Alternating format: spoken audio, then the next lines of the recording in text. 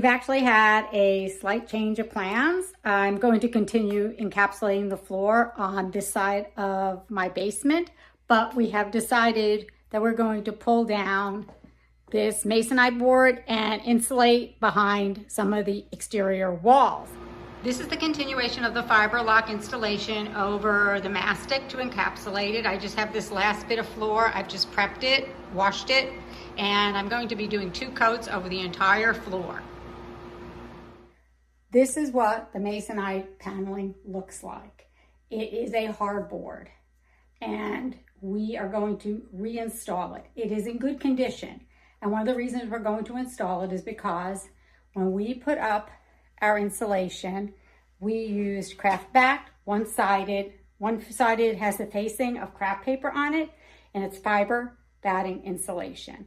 And we decided to use that because we found out the walls were not wet at all. They were just peeling from some paint, and we wanted to reuse what we had. It's really heavy, those boards. It would be really a big job to buy new boards, bring them downstairs, and this is going to be a DIY project for us.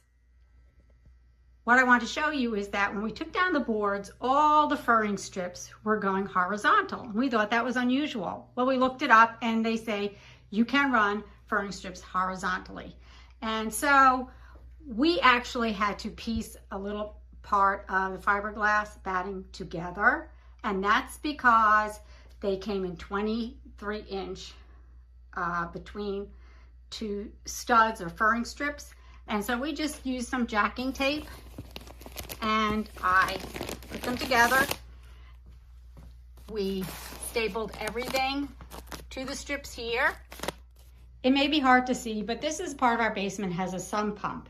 And over here, there was a drain. And this drain was actually for a washing machine that was on this side of the basement. And this is an exterior wall.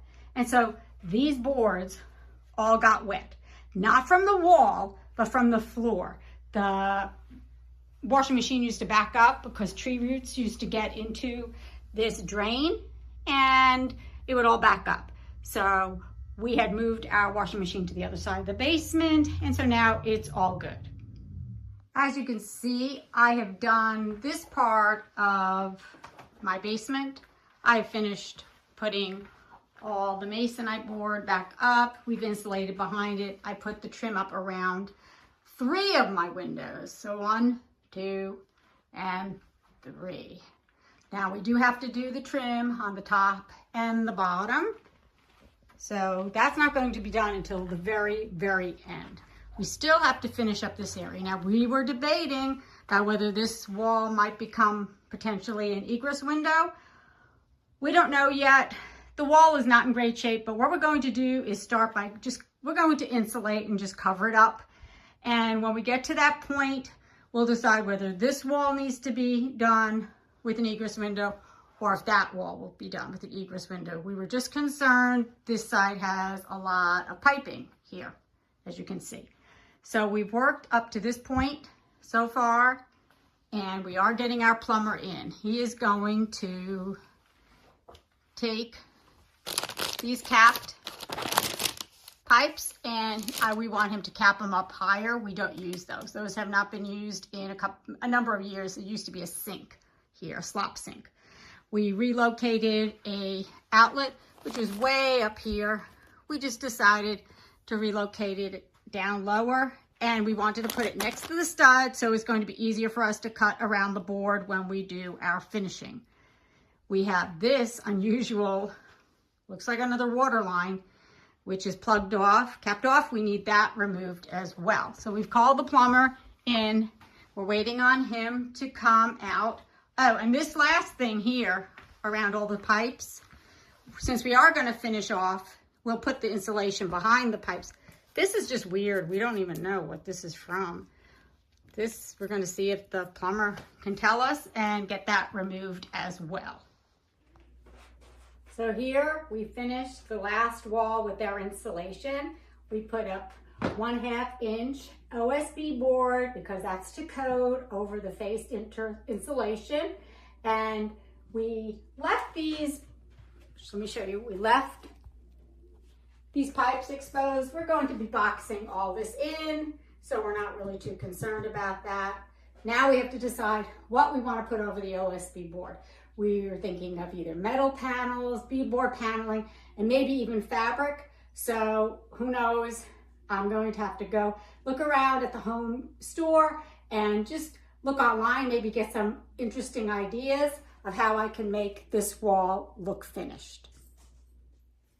As you can see, we started working on this wall, and what we decided on was these 24 by 24 inch PVC fire rated Class A tiles to use on the wall. They're actually ceiling tiles, but they say they can be used on the wall, and we are installing them with our nail gun. Just have to be a little more careful where you place the nails, because these, we had a couple that just ended up cracking when we used it at the top, so we're putting it more down here, maybe a third and maybe 2/3 down, and it's working out a lot better. They are a raised panel design, as you can see, but they're extremely lightweight. We bought these on Amazon. I will give you the link below. I'm not getting sponsored for any kind of commission for mentioning these tiles. They're made by Art 3D, and they had a lot to choose from. This box was 24 tiles covering 96 square feet, and it cost $70.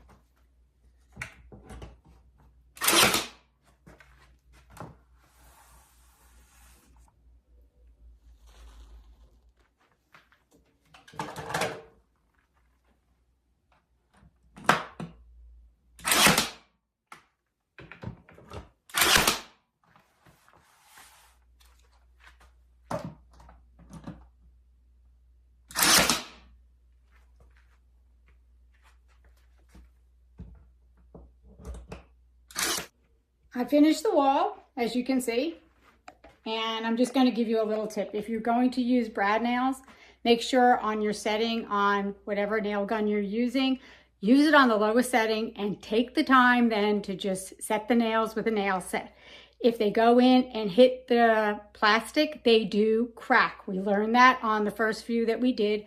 We loosened up the tension on our nail gun, and then we just are going to go around and just set the nails that did not go in all the way, because like I said, going in all the way, it cracks. If you want to try glue, if you want to try tape, that's fine. But we know that these are not going to move anywhere.